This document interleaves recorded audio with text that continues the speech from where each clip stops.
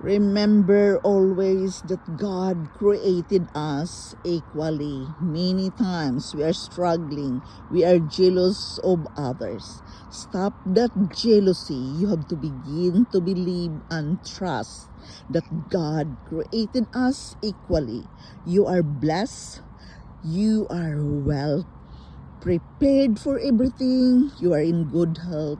You have to understand that God created us equally and that we have to be grateful with Him every day. We are all created equal. There is no one person or groups of people that are superior or better one another.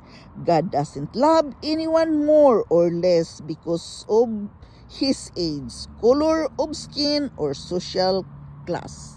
Believe in that.